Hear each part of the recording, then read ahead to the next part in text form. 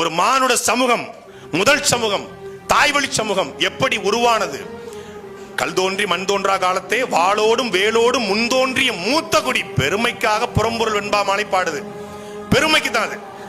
ஒரு கல் தோன்றி மண் தோன்றா காலத்தை, கல் தோன்றிடுச்சுப்பா, மண் தோன்ற, விவசாயம் நடக்கல, அந்த காலத்துக்கு முன்னாடியே வாளோடும் வேலோடும், வாளோடு இப்படி பிறக்க முடியுமா? தொப்புள் கொடியோட தான் பிறக்க முடியும். வாளோடு போனா அம்மாவோட வயிற்று கிழிச்சிட்டு தான் வெளியே வருவோம், பிறக்க முடியாது. ஆனா பெருமைக்கு சொல்றான், வாழை கண்டுபிடிச்சது நாங்க தான்டா, வேலை கண்டுபிடிச்சது நாங்க தான்டா, அப்படி வாளோடும் வேலோடும் பிறந்தோம்டான்னு பெருமைக்காக சொல்றான். அப்படி பெருமைக்காக சொல்லப்படக்கூடிய இந்த இனம்தான் உலகத்தினுடைய முதல் இனம். உலகின் முதல் மொழி தமிழ் மொழி, தாய்மொழி. எல்லாரும் அவனவன் தாய்மொழியில பேசும் பொழுது நாம் மொழிகளின் தாய்மொழியிலே பேசிக் கொண்டிருக்கோம் என்று அண்ணன் சீமான் சொல்லுவாங்க. அப்படி மொழிகளின் தாய்மொழியா இருக்கக்கூடிய தமிழ் மொழியை பேசிய அந்த முதல் மாந்தன் யாரு? அவன்தான் இந்த குமரி கண்டத்தில் வாழ்ந்த நம்முடைய மூதாதை, நம் முன்னோர்கள், நம் முப்பாட்டன்கள் என்பதை ஆணித்தரமான தரவுகளோடு நிரூபித்திருக்காரு அண்ணன் வாக்கீரா. குமரி கண்டம் அப்படின்னாலே ஒரு மித் ஸ்டோரி, இவங்க சும்மா பெருமைக்கு பீத்திக்கிட்டு திருவாங்க அப்படின்னு நம்ம கிட்ட சொல்லிட்டு இருந்தாங்க. அதான் ஒண்ணு இல்லவே இல்லை, குமரி கண்டம் ஒண்ணு இல்லவே இல்லை. குமரிங்கிறது கன்னியாகுமரியை தான் குறிக்குது. கன்னியாகுமரியில வாழ்ந்தது தான் அவங்க குமரி கண்டம்னு சொல்லிட்டு இருக்காங்க. அங்கதான் கடல் இருக்கு அப்படின்னு யார் சொல்லுவாங்கன்னா நம்மளுடைய எதிர்த்தரப்பு சொல்லுவாங்க. ஆனால் இனி இந்த குமரி நாவலை தூக்கி அவர்கள் முகத்திலே எரிந்து நாம் பெருமையோடு சொல்லலாம், நாங்கள் 1,50,000 ஆண்டுகளுக்கு மூத்த தமிழ் பேரினத்துடைய பிள்ளைகள். அதற்கான சான்று இந்த குமரி நாவல் என்பதை நாம் பெருமையோடு சொல்ல முடியும். இன்னைக்கு இருக்கிற இளைய தலைமுறை மொத்தமா 372 பக்கம். இவன் 15 நிமிஷத்துக்கு வீடியோ போட்டாலே என்ன ப்ரோ இவ்வளவு லெங்தா பேசுறீங்கன்றான். சரிடா, 1 நிமிஷத்துக்கு ஷார்ட்ஸா போடுவோன்னு போட்டா 1 நிமிஷம்னா ரொம்ப எங்களுக்கு டைம் இல்லை ப்ரோ, நாங்கள் ரொம்ப பரபரப்பாக பனையூருக்கு போய்கிட்டு இருக்கோம், நீங்கள் வந்து இவ்வளோ 1 நிமிஷம் ஷார்ட்ஸ் போடுறீங்க, நீ ஒரு 12 செகண்ட்ஸ் உங்களுக்கு தர்றேன், ஏதாவது ஒரு வரலாறு இருந்தால் சொல்லுங்க. 12 செகண்டில் எப்படா வரலாறு சொல்கிறது? சரி சொல்கிறேன் அப்படின்னு 12 நொடிகளுக்குள்ள வரலாறை தேடிக்கிட்டு இருக்கிற ஒரு தலைமுறை உருவாயிருச்சு. அப்படி ஒரு சட்டுன்னு ஏதாவது சொல்ல முடியுமா உங்களால்? அப்படின்னு சொல்லக்கூடிய தலைமுறைக்கு 372 பக்கத்தில் 1,50,000 ஆண்டுகளுக்கு முன்பு நடந்த ஒரு வரலாற்று சம்பவத்தை தொகுத்து எடுத்து கொண்டு வந்து கொடுத்து அவர்கள் கையிலே போய் சேர்த்து அதை அவர்களை படிக்க வைத்து அவர்களை பண்பட வைத்து அந்த தற்கூரி கூட்டத்தை ஆச்சரியக்குறி கூட்டத்தாக மாற்றுவது என்பது நம்முடைய வேலை. ஒரு நேர்காணல சொல்லியிருந்தாரு, ஒரு பக்கத்தை எழுதிட்டு நாம படிச்சுட்டு கடக்க முடியல, படிச்சுட்டு ஏன்டா அப்படி கடக்க முடியாம இருக்க, இந்த பக்கத்தில் நின்றுட்டேனே, ஒரு 2 பக்கத்துல நான் ஒரு பக்கத்துல இந்த உறைஞ்சு போய் நின்னேன், இன்னொரு 2 பக்கத்துல உண்மையிலே நகர்த்த முடியாம நின்னுட்டேன். அந்த 2 பக்கம் என்னங்கிறத உங்ககிட்ட சொல்ல முடியாது, தனிப்பட்ட முறை அவர்கிட்ட சொல்றேன். அது தனிப்பட்ட விஷயம். 2 பக்கம் இருக்குங்க. அந்த 2 பக்கத்தை, அது ஆணோ பெண்ணோ, 2 பக்கம் இருக்கிறது. அது 2 பக்கத்தோட எண்ணி நான் சொல்ல மாட்டேன், படிச்சு பாருங்க. அந்த 2 பக்கத்தை நீங்கள் படித்தீர்கள் என்றால் உங்களால் உங்களுக்கு துக்கம்லாம் வராது, துயரம்லாம் வராது, உங்களுக்கு அதிகப்படியான காதல் வரும். அந்த 2 பக்கத்தை படிச்சீங்கன்னா காதல் கொட்டிரும். அதாவது இனிமேல் கல்யாணமே வேண்டாங்க, நான் கல்யாணம் பண்ணலான்னு முடிவு எடுத்துட்டேன், நான் துறவரம் பூண்டுட்டேன், ஐயோ நான் பெண்ணை பார்த்தா மண்ணை பார்த்துருவேன் அப்படின்னு சொல்றாங்களே, அவங்க கூட இந்த 2 பக்கத்தை படிச்சாங்கன்னா ரிஜெக்ட் பண்ணு, அந்த மேட்ரிமோனியை துறப்பா. மனுஷன் காதல் காட்சிகளை பின்னி படம் எடுத்திருக்கான். தமிழ் சினிமாவுடைய காதலை வைத்து ஒரு படம் எடுத்தா வாக்கீரா என்கிற இயக்குனரை எவனாலும் தவிர்க்கவே முடியாது. அப்படி மிரட்டிட்டாப்ல.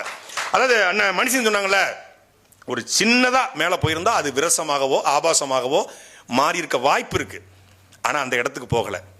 தமிழ் இலக்கியங்கள்ல, தமிழ் நாவல்கள்ல ஏற்கனவே வந்த பல நாவல்கள், அந்த நாவல்களை படிக்கும் போது கொஞ்சம் விரசம் இருக்கும், கொஞ்சம் இது இருக்கும். ஆனா அந்த மாத்திரை அளவும்பாங்கல்ல, அதை சரியா பயன்படுத்தி அது வரும்போது அடுத்த கட்டத்துக்கு போயிடுவாரு. அங்க அடுத்த கட்ட போறோம்னு சொல்லி மழை நல்லா இருக்கியா மழை நம்ம பார்த்துக்கிட்டு இருப்போம். அவரு அங்கே சண்டைக்கு கூப்பிட்டு இருப்பாப்ல, என்னையா அதை விட்டுட்டு போயிட்டாப்ல அப்படிங்கிற மாதிரி இருக்கும். அப்புறம் திருப்பி எங்கப்பா எழுதி வச்சிருக்காப்ல அடுத்தது அப்படின்னா அது இருக்காது, அடுத்தவர் வேற சப்ஜெக்ட்ல போயிடுவாப்ல, அது தேட முடியாது. அவ்வளவு அழகா ஒரு நேர்த்தியா கையாளுவது என்பது, அது சொல்லுவாங்கல்ல, வைக்கப்போரிலிருந்து அந்த வைக்கப்போரிலிருந்து வைக்கோலை பிரிப்பது போல ஒரு எழுத்தாளன் வார்த்தையை தன் விரலிருந்து கொட்ட வேண்டும் சொல்லுவாங்க. அப்படி வார்த்தையை கொட்டிருக்காரு அண்ணன் வாக்கீரா. மொத்தமாக இந்த நாவலை நாம் படிக்க படிக்க படிக்க படிக்க நமக்கு ஈழம், அதாவது தமிழ் வரலாறு தெரிந்தவர்களுக்கு, தமிழர்களுடைய வரலாற்றை அறிந்தவர்களுக்கு இந்த நாவலை நீங்கள் படித்து முடிக்கிற பொழுது ஒன்னே ஒண்ணுதான் தோணும். ஒரு பெரும் சமூகம், அறிவார்ந்த சமூகம், வீரத்தில் சிறந்த சமூகம், அறத்தில் சிறந்த சமூகம், தனக்கென்று வேளாண்மை வகுத்த சமூகம், தனக்கென்று போர் கருவிகளை வைத்திருந்த சமூகம், மொழியை செழுமையாக வைத்திருந்த சமூகம், அறிஞர்களை கொண்டாடிய சமூகம், பெண்களை கொண்டாடிய ஒரு சமூகம், ஆணும் பெண்ணும் சமமாக இருந்த சமூகம், அந்த சமூகம் விழுகிறது என்றால் இந்த புத்தகத்தை படித்து முடிக்கிற பொழுது கண்ணுக்கு முன்னாடி நமக்கு தெரிவது 2009 ஈழ இனப்படுகொலை. அந்த ஈழ இனப்படுகொலையை பார்த்து முடித்தவர்களுக்கு இந்த நாவலுடைய இறுதி கட்டத்தை படிக்கிற பொழுது அதே போல இருக்கும். அப்படி இருக்கும்.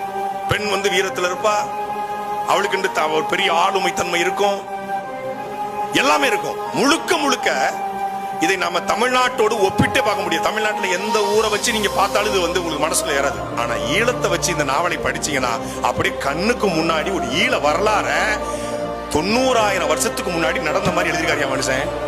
இது ஈழத்தமிழனுடைய வரலாறு என்பது மறுக்க முடியாத உண்மை. அதான் யதார்த்தம். அது அப்படியே வந்து அங்க நடந்த மாதிரி காட்டி அதுக்கு இதுக்கு ஒரு முடிச்சியை போட்டு குமரி கண்டத்திற்கும் ஈழத்தினுடைய இனப்படுகொலைக்குமான ஒரு ஒற்றுமையை கொண்டு வந்து கடைசியில ஒரு தேடலை உருவாக்கியிருக்காரு. முதல்ல அந்த சிம்ம யானையை வந்து வேட்டையாடுற மாதிரியான காட்சிகளை தொடங்குது. அப்படியே உள்ள போய் அந்த கொற்றவை வெறியாட்டத்தை நோக்கி உள்ள போய் அப்படியே மேல போயிட்டு கடைசியா எப்போதுமே ஒரு நாவல் தொடங்கும் பொழுது தேடலோட ஆரம்பிச்சு முடியும் போது உணர்வுபூர்வமா முடியும். ஆனா இந்த நாவலை பொறுத்தளவுல மிகப்பெரிய வழியை கொடுத்தாலும் இந்த நாவல் முடிஞ்ச பிறகு நமக்கு ஒரு தேடல் ஏற்படும்.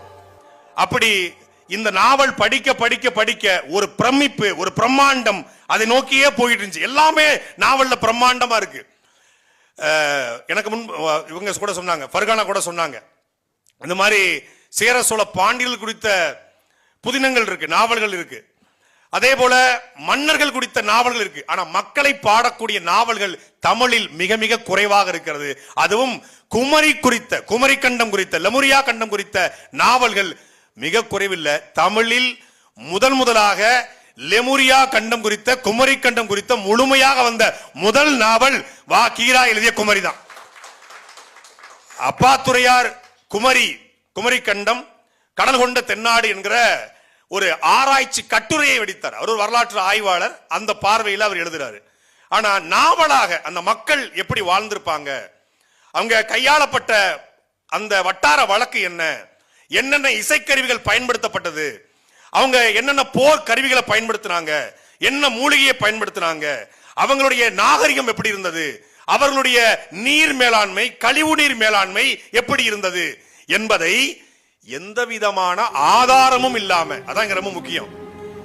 சகோதரி சொன்னது போல சிலப்பதிகாரத்துல இளங்கோவடிகள் 4 வரிய போட்டாப்ல, பகுருளி ஆற்று பன்மலை அடுக்கத்து குமரி கொடு கொடுங்கடல் கொள்ள, குமரி கோடு கொடுங்கடல் கொண்டுருச்சு. அப்போ கடல் வந்து மூழ்கிருச்சு. ரைட்டு, கடல் மூழ்கிருச்சுன்னா அங்க ஒரு 4-5 ஊர் இருந்திருக்கும். அந்த ஊர்ல இருந்த மக்கள் இறந்திருப்பாங்க அப்படின்னு நமக்கு தெரிய வருது. ஆராய்ச்சி நிகழ்த்தப்பட்டுச்சா இல்ல, அகழாய்வு நிகழ்த்தப்பட்டுச்சா இல்ல, எதுவுமே இல்ல. இப்ப கீழடியில ஒரு அகழாய்வு நிகழ்த்தப்பட்டிருக்கு. அந்த அகழாய்வு நிகழ்த்தப்பட்டு யானை தந்தத்துல அவங்க சீப்பு செஞ்சிருந்தாங்கன்னு தெரிய வருது. அவங்க தங்கத்துல ஊசி வச்சிருந்தாங்கன்னு தெரிய வருது. தமிழ் எழுத்துக்கள் ஆதன் கோதை அப்படிங்கிற எழுத்துக்கள் இருக்குன்னு தெரிய வருது. இந்த ஆதன் கோதை ரெண்டையும் ஒரு கதாபாத்திரமா போட்டு இந்த தங்கத்தை எப்படி செஞ்சாங்க, இந்த யானை தந்தத்தை எப்படி உருக்குனாங்க, அங்க காளை மாடுடைய எலும்பு கிடைச்சிருக்கு, அப்ப காளை மாடு வச்சு ஜல்லிக்கட்டு இருந்திருக்கு அப்படின்னு ஒரு புனைவை, ஒரு நாவலை உருவாக்க முடியும். அதே போல ஆதிச்சநூல் அகழாய்வு நிகழ்ந்திருக்கிறது. அங்க முதுமக்கள் தாலி கிடைத்தது, அதுலயும் தமிழ் எழுத்துக்கள் கிடைத்தது, அங்கேயும் தங்கம் கிடைத்தது, வெள்ளி கிடைத்தது. அப்ப அவங்க வந்து முதுமக்கள் தாலி இருந்துச்சு. அது ஒரு பெரிய சுடுகாடாகவோ இடுகாடாகவோ இருந்திருக்கலாம், ஒரு போர் நடந்திருக்கலாம் அப்படிங்கிறத எழுத்தாளன், நாவலாசிரியர் தன் கற்பனைக்கு ஓட்டி அதை வைத்து ஒரு நாவலை புனைய முடியும். ஆனா 4 வரிய வச்சு ஒரு நாவலை உருவாக்க முடியுமா? வெறும் 3 மணி நேரத்துல இந்த நாவலை திறனாய்வு செய்ய 3 பேரை கூட்டு வந்திருக்காங்க. ஆனா அந்த நாவலை எழுதுறதுக்கு 8 வருஷம் ஆயிருக்கு மரியாதைக்குரிய நட்கீரா அவர்களுக்கு. இது யானை லெமன் மிக்சிங் சோடா மாதிரி யானையும் சிங்கமும் கலந்தது. யானை போல தந்தம், யானை போலவே பெரிய தும்பிக்கை போல, துதிக்கை போல ஒரு பெரிய நாக்குகள் இருக்கு. அந்த பக்கம் பாத்தீங்கன்னா கால்கள், ஒரு கால் 50 கிலோ, இன்னொரு கால் 50 கிலோ. அது கிட்டத்தட்ட 15 அடின்றாப்ல, அது 15 முழம்ன்றாப்ல. முழம் தானே? நம்ம என்ன முழம்னா இந்த மதுரையில வந்து ஒரு 2 முழம் மல்லிப்பூ கொடுக்கும், அந்த முழம் கிடையாதான். அன்னைக்கு இருந்தவனுடைய உயரம், இந்த கதை மாந்தர்கள் இருக்காங்க இல்லையா, அந்த ஆரல் நங்கை, இந்த இருமாஞ்சி, இந்த செம்மண் இவங்களுடைய உயரம் குறைந்தபட்சம் 10 அடி, அதிகபட்சம் 12 ல இருந்து 15 அடி. இந்த ஃப்ளோர்ல அவன் நின்று பேச முடியாது, பொத்துக்கிட்டு அவன் வெளியே போயிடுவான். அந்த மாதிரி இருப்பான். ஒவ்வொருத்தன் கை காலும் நம்ம கால் தண்டில அவன் கை இருக்கும். அப்ப அவன் கைக்கு முளத்தை போட்டா அப்படி வரும். ஒரு முளை இவ்வளவு பெருசு இருக்கும். ஒரு முளை இவ்வளவு பெருசு வச்சா கிட்டத்தட்ட 1 மீட்டர், 15 மீட்டருக்கு ஒரு மிருகத்தை ஒருத்தி அடக்குறா அப்படின்னு காட்டப்படுது. அப்ப அந்த மிருகம் எங்கிருந்து இதுக்கான விதை விழுந்துச்சு அப்படின்னா, அவரு சொல்றாரு, பெரம்பலூர்ல சாதாரணமா நான் சிவன் கோயிலுக்கு போவேன், எல்லா ஊர்லயும் கோயில் இருக்கு. அந்த கோயிலுக்கு போகும்போது கோயிலுடைய அந்த முன்னாடி வாயில்ல பாத்தீங்கன்னா 2 ஆடிகள் இருக்கு, யாடிகள் இருக்கும். அதை பார்க்கும்போது அவருக்கு தோன்றிருக்கு, இது எப்படி வந்துச்சு. இப்போ நீங்க எல்லா கோவில்கள்லயும் உருவங்கள் வரையப்பட்டிருக்கு, சிலைகள் வரையப்பட்டிருக்கு.